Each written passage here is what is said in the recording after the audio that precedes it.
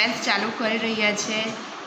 12thની વાત કરીએ તો ચેપ્ટર જે છે આપણા 16 ચેપ્ટર છે, જેમાંથી યુનિટ 1થી હું શરૂઆત કરું છું, જેમાં 4 ચેપ્ટર છે. રિપ્રોડક્શનનો આખો યુનિટ છે, જેમાં ફર્સ્ટ ચેપ્ટર આપણે ચાલુ કરીશું સજીવોમાં પ્રજનન, રિપ્રોડક્શન ઇન ઓર્ગેનિઝમ્સ. હવે 12th ચાલુ થઈ રહ્યું છે એટલે તમારે જેટલું 12th ચાલશે, મીન્સ કે જેમ જેમ ચેપ્ટર ચાલશે, ટોપિક ચાલશે, તેમ તેમ તમારે વર્ક ડેઇલી કરતા જ રહેવાનું છે. જેટલું રોજનું વર્ક રોજ કરશો એટલું જ તમારે સારું રહેશે. એટલે ખાસ રાઇટિંગ પ્રેક્ટિસ જરૂરથી કરવાની રહેશે દરેક જણે. ઓકે, ચેપ્ટરની વાત કરીએ તો પહેલું ચેપ્ટર આપણે જોઈશું રિપ્રોડક્શન ઇન ઓર્ગેનિઝમ્સ, સજીવોમાં પ્રજનનની વાત કરીશું. જેમાં પ્રજનન શું છે દરેકને ખ્યાલ જ છે કે પ્રજનન એટલે શું, કે પ્રજનનથી પેઢી દર પેઢી જીવ સાતત્ય જળવાઈ રહેશે. એટલે કે જે પ્રજનન એક એવી પ્રક્રિયા છે જેમાં પોતાને મળતી આવે તેવી સંતતિ ઉત્પન્ન થશે. જે સંતતિ ઉત્પન્ન થશે એ પિતૃને મળતી આવશે. અને એ સંતતિ વૃદ્ધિ પામે, પુખ્ત બને અને ફરી પાછી નવી સંતતિ ઉત્પન્ન કરવાની ક્ષમતા ધરાવતી હોય તો એને શું કહેવામાં આવશે, પ્રજનન તરીકે ઓળખવામાં આવશે. બરાબર છે. પ્રજનન 2 પ્રકારનું છે, અલિંગી પ્રજનન અને લિંગી પ્રજનન.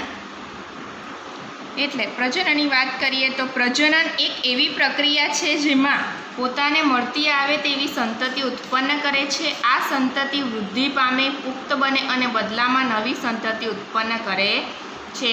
પ્રજનનથી જાતિઓ પેઢી દર પેઢી જીવ સાતત્ય જાળવવા માટે સમર્થ બને છે. પ્રજનન કેટલા પ્રકારના છે? 2 પ્રકારના છે, અલિંગી પ્રજનન અને લિંગી પ્રજનન. બરાબર છે. આ અલિંગી પ્રજનન જે છે એક કોષીય સજીવોમાં સામાન્ય છે. કેવા સજીવોમાં સામાન્ય છે? એક કોષી સજીવોમાં સામાન્ય છે. જેની અંદર કયા કયા પ્રજનન જોવા મળશે અલિંગી પ્રજનન તરીકે? જેમ કે અવખંડન જોવા મળશે, ત્યાર પછી કલિકા સર્જન જોવા મળશે, બીજાણુ સર્જન,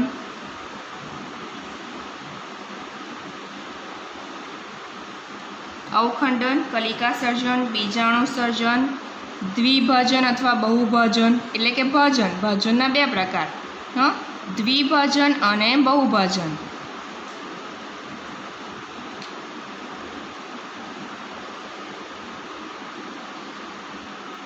આ પ્રકારો જોવા મળે છે. આટલા પ્રકારો જે છે જોવા મળે છે. તે સિવાય બીજાણુ દ્વારા સર્જન છે, એમાં પણ ચલ બીજાણુ, કણી બીજાણુ દ્વારા જોવા મળશે. કલિકા સર્જનની વાત કરીએ તો તેની અંદર અંતઃકલિકા, બાહ્ય કલિકા દ્વારા પ્રજનન જોવા મળે છે. જે ડિટેલમાં જ્યારે આપણે અલિંગી પ્રજનન શીખીએ ત્યારે એની ચર્ચા આપણે કરીશું. તે સિવાય એક વાનસ્પતિક પ્રજનન આવે છે. વાનસ્પતિક પ્રજનન જે છે એ વાનસ્પતિક પ્રજનન એક પ્રકારનું અલિંગી પ્રજનન જ છે, પણ વનસ્પતિમાં જોવા મળતું અલિંગી પ્રજનન એટલે વાનસ્પતિક પ્રજનન. અલિંગી પ્રજનન એટલે પ્રજનન અંગો કોઈ ઉત્પન્ન થતા નથી, નિર્માણ થતા નથી, એના વગર જ નવો સંતતિ ઉત્પન્ન થાય છે તો તે અલિંગી પ્રજનન. અને લિંગી પ્રજનનમાં લિંગી અંગો ઉત્પન્ન થશે, નર કે માદા પ્રજનન અંગ ઉત્પન્ન થશે અને લિંગી પ્રજનન જોવા મળશે. બરાબર છે. તો આ પ્રજનન જે છે અલિંગી પ્રજનન અને લિંગી પ્રજનનના પ્રકાર સાથે પછીથી આપણે ડિટેલમાં જોઈએ. તે પહેલાં થોડી પ્રસ્તાવનાની વાત કરીએ. લાઈફ સ્પાન શું છે? એટલે કે જીવનકાળ, સજીવના જન્મથી લઈને તેના કુદરતી મૃત્યુને આવડતો સમય તેનો જીવનકાળ દર્શાવે છે.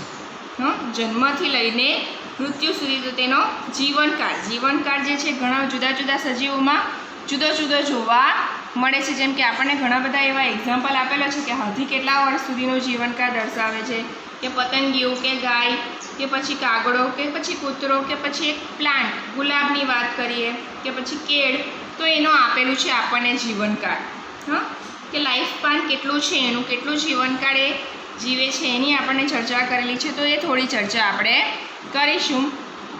અને ત્યાર પછી અલિંગી પ્રજનન અને લિંગી પ્રજનન ડિટેલમાં આપણે ચર્ચા કરીશું. ઓકે, તો આપણે ચેપ્ટરમાં આ 2 ટોપિક વિશે જોવાના છે, અલિંગી પ્રજનન અને લિંગી પ્રજનનની વાત કરેલી છે. તો અલિંગી પ્રજનનની અંદર અલિંગી પ્રજનન શું છે એના પ્રકારોની ચર્ચા કરેલી છે, સાથે સાથે વાનસ્પતિક પ્રજનનની વાતો કરેલી છે. એ એક પ્રકારનું અલિંગી પ્રજનન જ છે. અને ત્યાર પછી લિંગી પ્રજનનની વાત કરેલી છે, જેમાં લિંગી પ્રજનનના ઘટનાઓ વાત કરેલી છે. પૂર્વ ફલન ઘટના, ફલન અને પશ્વ ફલન વિશે દર્શાવવામાં આવ્યું છે. તો તેની પછી ડિટેલમાં આપણે ચર્ચા કરીશું ચેપ્ટરમાં. તો આજે ફક્ત આપણે પ્રસ્તાવના જોશું, શરૂઆત કરીએ છીએ ચેપ્ટરની. પ્રજનન શું છે, કેટલા પ્રકાર છે એ સમજવાનું છે. ઓકે, તો બધા સજીવ ચોક્કસ સમય માટે જીવી શકે છે. સજીવના જન્મથી લઈને તેના કુદરતી મૃત્યુને આવરતો સમય તેનો જીવનકાળ લાઈફ સ્પાન દર્શાવે છે. ઓકે, સજીવમાં પ્રજનન રિપ્રોડક્શન ઇન ઓર્ગેનિઝમમાં આ એક લાઈન સૌથી પહેલાં પ્રસ્તાવનામાંથી અગત્યની છે. લાઈફ સ્પાન શું છે, જીવનકાળ, આપણો કેટલો જીવનકાળ એમ કહીએ ને, સરેરાશ આયુષ્ય, તો એની વાત કરેલી છે. આકૃતિમાં અમુક બતાવ્યા છે સજીવોના જીવનકાળ, પછી આપણે ચર્ચા કરીએ. બીજા ઘણા સજીવો દોરેલા છે અને તેમનો જીવનકાળ શોધી કાઢો અને આપવામાં આવેલ ખાલી જગ્યામાં લખો. એટલે કે એમાં કેટલા જીવનકાળ દર્શાવ્યા છે, ઓકે, એની આકૃતિમાં બતાવ્યું છે. એને આપણે જીવનકાળ પછી જોઈએ. MCQ માટે અગત્યના છે એ જીવનકાળ. ઓકે, આગળ વાત કરીએ તો કે આ આકૃતિમાં બતાવ્યા સજીવોનો જીવનકાળ ચકાસો. જે તમને રસપ્રદ અને ધ્યાન ખેંચે એવું નથી લાગતું કે જીવનકાળ થોડાક દિવસોનો ટૂંકો અથવા કેટલાક હજાર વર્ષ સુધી લાંબો પણ જોવા મળે છે. એટલે કે બધાના એક સરખા કંઈ જીવનકાળ હોતા નથી. ઘણા બધા જે છે એનો જીવનકાળ ખૂબ જ ટૂંકો હોય છે, તો ઘણા બધા છે એનો જીવનકાળ લાંબો. જેમ કે કાચબો છે એ સારા એવા વર્ષ જીવી શકે છે. જ્યારે અમુક કીટકોની વાત કરીએ કે જીવજંતુ જે અમુક સમયમાં બીજા કોઈ ભક્ષકો દ્વારા ખવાઈ જાય છે, તો એનો જીવનકાળ ટૂંકો જ કહેવાય. બરાબર છે. તો દરેકનો જીવનકાળ કેવો હોય છે, અલગ અલગ હશે. આ બંને સીમાંતોની વચ્ચે મોટાભાગના સજીવોનો જીવનકાળ જોવા મળે છે. તમે નોંધી શકો છો કે સજીવનો જીવનકાળ તેના કદ સાથે સંકળાયેલ હોય એ જરૂરી નથી. જેમ કે કાગડો અને પોપટના કદમાં કોઈ ખાસ તફાવત નથી, છતાં તેમના જીવનકાળમાં બહોળો તફાવત જોવા મળે છે. જેમ કે કાગડો અને પોપટ, આપણને તફાવત કંઈ ખાસ દેખાતો નથી, પરંતુ એમનો જીવનકાળ જુદો જુદો જોવા મળે છે. જેમ કે કાગડો જે છે 14 કે 15 વર્ષ સુધી, જ્યારે પોપટ છે 100-140 વર્ષ સુધી જીવે છે. તો એનો જીવનકાળમાં ખાસો એવો તફાવત જોવા મળશે. જીવનકાળમાં બહોળો તફાવત જોવા મળશે. એમ કાગડો અને પોપટ પક્ષી જ છે, સેમ બહુ કંઈ ખાસ તફાવત નથી, પરંતુ જીવનકાળમાં ઘણો તફાવત છે. જેમ કે કાગડો જે છે 10, 15 કે 20 વર્ષ સુધી જીવી શકે છે, જ્યારે પોપટની વાત કરેલી છે તો 100 કે 140 વર્ષ સુધી એ જીવી શકે છે. જોયું? તો એ જીવનકાળમાં બહોળો તફાવત જોવા મળે. એવી જ રીતે પીપળાના વૃક્ષની સાપેક્ષે કેરીના વૃક્ષોનો જીવનકાળ ઘણો ટૂંકો છે. પીપળાનું વૃક્ષ ઘણું લાંબુ ટકી શકે છે, જ્યારે કેરીનું વૃક્ષ અમુક વર્ષ સુધી જ જોવા મળશે. ખ્યાલ આવે છે? જીવનકાળ શું છે એ ખ્યાલ આવે છે. દરેકનો જીવનકાળ કેવો છે, અલગ અલગ છે. તો સજીવનો જીવનકાળ ભલે ગમે તે હોય, પરંતુ દરેક વ્યક્તિગત સજીવનું મૃત્યુ તો કેવું છે, નિશ્ચિત જ છે. દરેક જે જન્મે છે એનું મૃત્યુ તો નિશ્ચિત જ છે. એટલે કે એક કોષીય સજીવો સિવાય કોઈ પણ સજીવ અમર નથી. કેમ એક કોષીય સજીવો સિવાય કીધું? કારણ કે એનું તાત્કાલિક રિપ્રોડક્શન થઈ જાય છે અને બીજા સજીવમાં નિર્માણ બહુ ઝડપથી, એક કોષીય સજીવો બહુ ઝડપથી રિપ્રોડ્યુસ થતા હોય છે.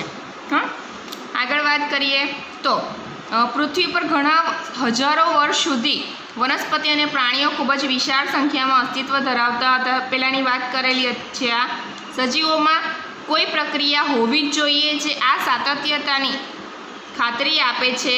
તો આપણે પ્રજનન વિશે વાત કરી રહ્યા છીએ, એને આપણે માન્ય રાખીએ છીએ. એટલે કે આપણને કેવી રીતે ખબર પડે કે આ સજીવો પહેલાં હતા, તો પ્રજનન થઈને એની જે સંખ્યાની ટકાવારી છે એ જળવાઈ રહેલી છે. તો એને લઈને આપણે એ ધારણા લગાવી શકીએ છીએ. ઓકે, અહીં ઘણા બધા જીવનકાળ બતાવ્યા છે, ફોટોગ્રાફ આપેલા છે, અંદાજિત જીવનકાળ છે આ સજીવોનો. ઓકે, તમારા જે ટેક્સ્ટ બુકની અંદર બ્રેકેટ આપ્યું છે, તમારે ફિલઅપ કરી લેવાનું છે. કોઈક વખત MCQ માટે પૂછાય તો ધ્યાનમાં રાખવાનું. જો હાથીનું 60 થી 75 વર્ષ સુધીનું જીવનકાળ જોવા મળશે. ગુલાબ છે 10 વર્ષ છે. એટલે આ કંઈ પરફેક્ટ આંકડો નહીં કહી શકાય. ઓકે, અંદાજિત જ લગાવ્યું છે. કૂતરો 25 વર્ષ, પતંગિયું 1 થી 2 અઠવાડિયા. જોયું, પતંગિયું 1 થી 2 અઠવાડિયા સુધી જીવનકાળ છે એનું. કાગડો 15 વર્ષ. ત્યાર પછી કેળ, તો એનું 25 વર્ષ. ગાય 25 વર્ષ. જોયું, પોપટ 140 વર્ષ. તો કાગડો અને પોપટ બંને પક્ષી બહુ કંઈ ખાસ તફાવત નથી, છતાં એનો જીવનકાળમાં કેટલો મોટો તફાવત છે. કાગડાનો 15 વર્ષ જ જીવનકાળ છે, જ્યારે પોપટ 140 વર્ષ ઘણું જીવે છે પોપટ જે છે. મગરની વાત કરેલી છે તો એ 60 વર્ષ છે. ઘોડો એ 50 વર્ષ. ફળમાખી 1 મહિનો. કેટલા? 1 મહિનો. ડાંગરનો છોડ 4 મહિના. એટલે કે આપણે જે ડાંગરનો છોડ રોપીએ છીએ, ઉગે છે ને પછી એની કાપણી કરી નાખીએ છીએ, એટલે લગભગ 4 થી 5 મહિના કે 3 થી 4 મહિના સુધીનો એનો જીવનકાળ હોય જ છે, આપણને ખબર જ છે. એ રીતે કાચબો તો 100 થી 150 વર્ષ. ઘણા અમુક કાચબા જે છે 300 વર્ષ સુધી પણ જીવે છે. વડનું વૃક્ષ જે છે 200 થી 300 વર્ષ. જોયું, સૌથી વધારે વડનું વૃક્ષ જે છે કે વડ કે પીપળો એ બધા વૃક્ષ છે વધારે વર્ષ સુધી જીવે છે. બરાબર. તો આ બધા જે છે એના જીવનકાળ દર્શાવ્યા છે અંદાજિત, તો એ ધ્યાનમાં રાખવાના. ઓકે, દરેકે મોઢે કરી નાખવાના. ઓકે, ત્યાર પછી પ્રજનનની વાત કરેલી છે. અહીંથી અગત્યનું છે ચેપ્ટર, શરૂઆત થાય છે અહીંથી. ઓકે, તો એ ખાસ ધ્યાનમાં રાખવાનું. અહીંથી પ્રજનન એ એક એવી પ્રક્રિયા છે જેમાં પોતાને મળતી આવે તેવી સંતતિ ઉત્પન્ન થાય છે કે ઉત્પન્ન કરે છે. પોતાને મળતી આવે એટલે પિતૃને મળતી આવે એવી બાળ પેઢી નિર્માણ થાય છે. આ સંતતિ વૃદ્ધિ પામે, પુખ્ત બને અને બદલામાં નવી સંતતિ ઉત્પન્ન કરે છે. આમ જન્મ, વૃદ્ધિ અને મૃત્યુનું ચક્ર ચાલ્યા જ કરે છે. જોયું, પ્રજનનથી જાતિઓ પેઢી દર પેઢી સાતત્ય જાળવવા માટે સમર્થ બને છે. તમે કેવી રીતે જનની ભિન્નતા સર્જાય છે અને પ્રજનન દરમિયાન વારસામાં ઉતરે છે એ ચેપ્ટર જોશો, આનુવંશિકતા અને ભિન્નતાના સિદ્ધાંતો, ત્યારે તમને ખ્યાલ આવશે કે કેવી રીતે એ વારસામાં ઉતરે છે એ જનીન આનુવંશિકતાને લઈને. તો એ તો ત્યારે તમે ચેપ્ટરમાં શીખવાના છો. ઓકે, મતલબમાં પ્રજનનથી જાતિઓની પેઢી દર પેઢી જીવ સાતત્ય જળવાઈ રહે છે, એટલે કે બાળ પેઢી જે છે, સંતતિ જે છે એ પિતૃને મળતી આવતી હોય છે. ઓકે, આગળ વાત કરીએ તો સજીવ વિશ્વમાં ખૂબ જ વિવિધતા જોવા મળે છે અને દરેક સજીવે બહુગુણિત થવા અને સંતતિ ઉત્પન્ન કરવા પોતાની આગવી ક્રિયાવિધિ વિકસિત કરી છે. સજીવ કઈ રીતે પ્રજનન કરે છે તે માટે તેનું નિવાસ સ્થાન, તેની આંતરિક દેહધર્મ ક્રિયા અને અન્ય બીજા પરિબળો સામૂહિક રીતે જવાબદાર છે. જો પ્રજનન કઈ રીતે કરે છે તે માટે તેનું નિવાસ સ્થાન પણ જરૂરી છે. કેવા નિવાસ સ્થાનમાં હોય છે, એની આંતરિક દેહધર્મ વિદ્યા કેવી છે, દેહધર્મ ક્રિયા અને અન્ય બીજા પરિબળો સામૂહિક રીતે જવાબદાર છે. પ્રજનનની ક્રિયામાં એક સજીવ કે 2 સજીવ ભાગ લે છે. એક સજીવ કેમ કીધું? જો અલિંગી પ્રજનનની વાત કરીએ તો તેમાં એક જ સજીવમાંથી જ નિર્માણ થશે, કેમ કે લિંગી અંગો ઉત્પન્ન થતા નથી. તો એક જ સજીવમાંથી કલિકા દ્વારા કે પછી અવખંડન દ્વારા બીજો નવો સજીવ નિર્માણ થઈ શકે અને એ પિતૃ જેવો જ દેખાવમાં જોવા મળશે. તો તે કેવું થયું? એક સજીવમાંથી. ઓકે, એટલે શું કીધેલું છે કે પ્રજનનની ક્રિયામાં એક સજીવ કે 2 સજીવો ભાગ લે છે. તેને આધારે તેના 2 પ્રકાર પડે છે. જ્યારે એક જ પિતૃમાંથી જન્યુઓના નિર્માણ કે નિર્માણ થયા વગર સંતતિઓનું સર્જન થાય તો તેને અલિંગી પ્રજનન કહેવામાં આવે છે. શું કહેવામાં આવશે? અલિંગી પ્રજનન. જોયું, જ્યારે 2 પિતૃ એટલે કે વિરુદ્ધ જાતિના પ્રજનનની ક્રિયામાં ભાગ લેતા હોય, એમ કે જેમ કે નર અને માદા જન્યુનું જોડાણ થતું હોય તો તેને લિંગી પ્રજનન કહે છે. શું કીધેલું છે? લિંગી પ્રજનન. અલિંગી પ્રજનનની વાત કરીએ તો અલિંગી પ્રજનનથી જે નવી સંતતિ ઉત્પન્ન થશે એ જનીનિક રીતે સમાન હશે, એક સરખી હશે. બાહ્યાકાર અને જનીનિક રીતે સમાન સજીવો, જેને જનીનિક પ્રતિકૃતિ તરીકે પણ ઓળખવામાં આવે છે, ક્લોન્સ તરીકે ઓળખવામાં આવશે, જે પિતૃ સાથે સેમ ટુ સેમ મળતી આવતી હશે. એટલા માટે જ્યારે લિંગી પ્રજનનની વાત કરીએ તો તેમાં ભિન્નતાનું પ્રમાણ વધારે જોવા મળશે. બરાબર છે, ભિન્નતાનું પ્રમાણ સારું એવું જોવા મળશે. ઓકે, તો અહીં સુધી આપણે જોઈએ. એને લઈને એક તફાવત આપણે જોઈએ તો અલિંગી અને લિંગી પ્રજનનના એક તફાવતની વાત કરીએ तो સૌપ્રથમ આપણે વાત કરીએ અલિંગી પ્રજનન અને લિંગી પ્રજનનનો તફાવત. તો અલિંગી પ્રજનન છે જેમાં એક જ પિતૃ ભાગ લેશે. ઓકે, તો એક જ પિતૃ ભાગ લે છે. જ્યારે લિંગી પ્રજનનની વાત કરીએ તો એમાં એક અથવા બે વિજાતીય પિતૃઓ ભાગ લે છે.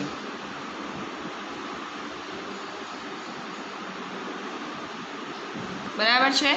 આ એક મેઇન પોઈન્ટ થયો પહેલો. અલિંગી પ્રજનનની વાત કરીએ તો તેમાં જન્યુઓનું નિર્માણ થતું નથી. જન્યુઓનું નિર્માણ થતું નથી. અલિંગી પ્રજનનની વાત કરીએ તો જન્યુઓ નિર્માણ થતું નથી. એના જે સજીવ છે, પિતૃ છે, એ પિતૃમાંથી જ અવખંડન દ્વારા કે કલિકા સર્જન દ્વારા કે પછી ભજન દ્વારા બીજા સજીવનું નિર્માણ થાય છે, સંતતિનું નિર્માણ થાય છે. તો એમાં જન્યુઓ ભાગ ભજવતો નથી. એટલે જન્યુઓનું નિર્માણ થતું નથી. લિંગી પ્રજનનની વાત કરીએ તો તેમાં નર અને માદા જન્યુ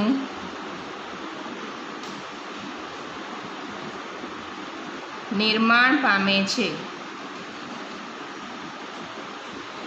ઓકે, તો આ એક મેઇન તફાવત થયો.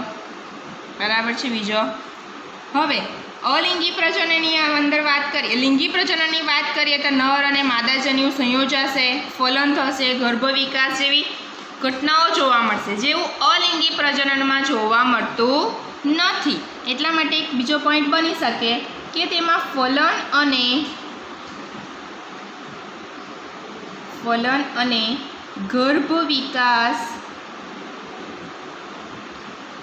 જેવી ફલનોત્તર ઘટનાઓ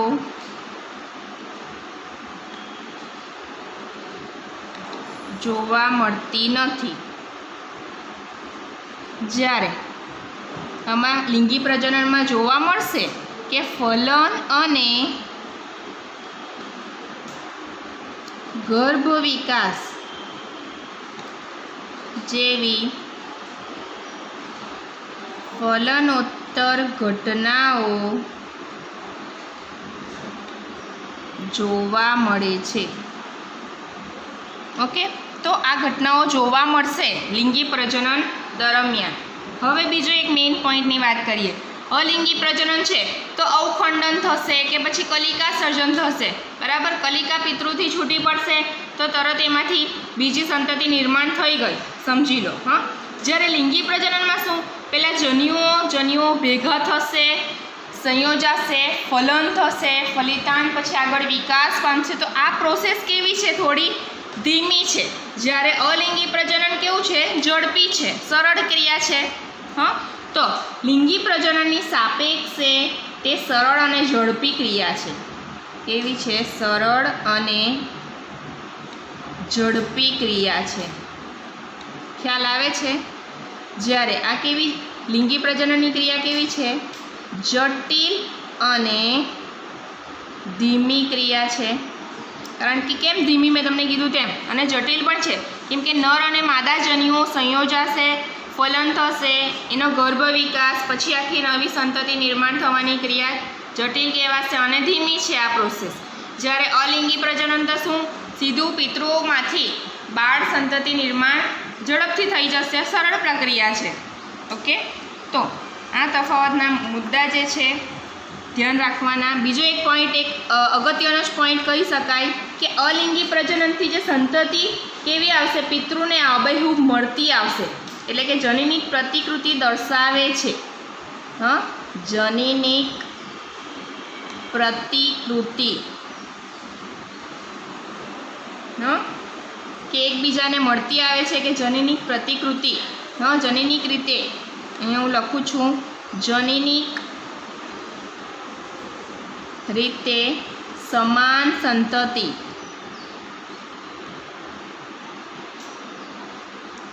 સમાન સંતતિ ઉત્પન્ન થશે. જ્યારે લિંગી પ્રજનનમાં તો ભિન્નતા જોવા મળશે.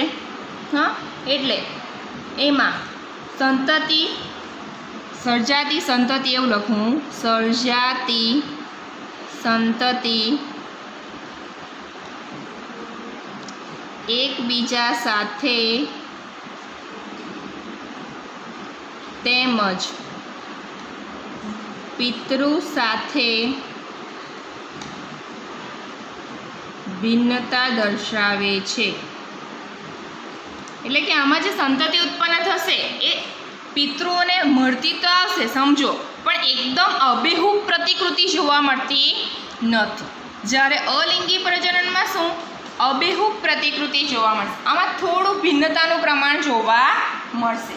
સેમ ટુ સેમ જ એકદમ જ પિતૃઓ જેવી જ જોવા મળશે એવું નહીં. હા, પિતૃઓના લક્ષણ જોવા મળશે ખરા જે બાળ પેઢી આવશે એમાં. હા, પરંતુ અલિંગી પ્રજનનમાં સેમ અબેહૂબ પ્રતિકૃતિ જોવા મળે એવું લિંગી પ્રજનનમાં જોવા મળતું નથી.